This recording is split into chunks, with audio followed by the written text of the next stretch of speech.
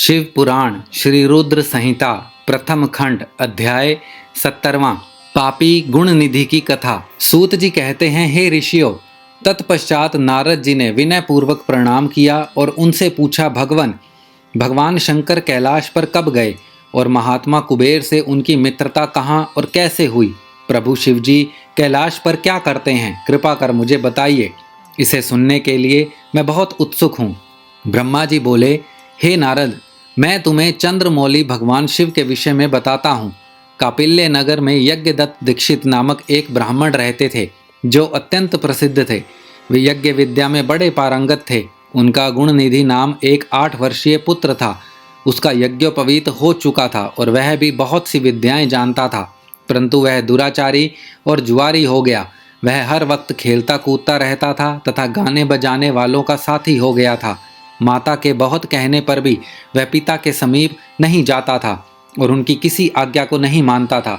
उसके पिता घर के कार्यों तथा दीक्षा आदि देने में लगे रहते थे।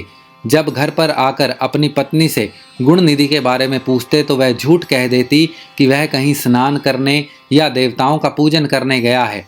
केवल एक ही पुत्र होने के कारण वह अपने पुत्र की कमियों को छुपाती रहती थी। उन्होंने अपने पुत्र का विवाह भी करा दिया। माता नित्य अपने पुत्र को समझाती थी। वह उसे यह भी समझाती थी कि तुम्हारी बुरी आदतों के बारे में तुम्हारे पिता को पता चल गया तो वे क्रोध के आवेश में हम दोनों को मार देंगे। परंतु गुणनिधि पर माँ के समझाने का कोई प्रभाव नहीं पड़ता था। एक दिन उसने अपने पिता की अंगूठी चुरा ली और उसे जुए में हार गया।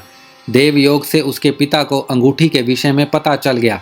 जब उन्होंने अंगूठी जुआरी के हाथ में देखी और उससे पूछा तो जुआरी ने कहा, मैंने कोई चोरी नहीं की है, अंगूठी मुझे तुम्हारे पुत्र ने ही दी है। यही नहीं बल्कि उसने और जुआरियों को भी बहुत सारा धन घर से लाकर दिया है।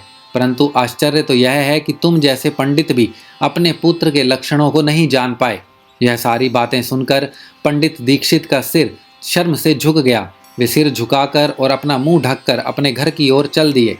घर पहुंचकर गुस्से से उन्होंने अपने पत्नी को पुकारा और अपनी पत्नी से पूछा, तेरा लाडला पुत्र कहाँ है? मेरी अंगूठी जो मैंने सुबह तुम्हें दी थी वह कहाँ है? मुझे जल्दी से दो। पंडित की पत्नी ने फिर झूठ बोल दिया, मुझे स्मरण नहीं है कि वह कहाँ है। अब तो दीक्षित जी को और भी क्रोध आ गया। वे अपनी पत्नी से बोले, तू बड़ी सत्यवादिनी है, इसीलिए मैं जब भी गुणनिधि के बारे में पूछता हूँ तब मुझे अपनी बातों से बहला देती है। यह कहकर दीक्षित जी घर के अन्य सामानों को ढूंढने लगे, किंतु उन्हें कोई वस्तु ना मिली, क्योंकि वे सब वस्तुएं गुणनिधि जुए में हार चुका था। क्रोध में आकर पंडित ने अपनी पत्नी और पुत्र को घर से निकाल दिया और दूसरा विवाह कर लिया। श्री रुद्र संहिता प्रथम खंड अध्याय 70वां समाप्त।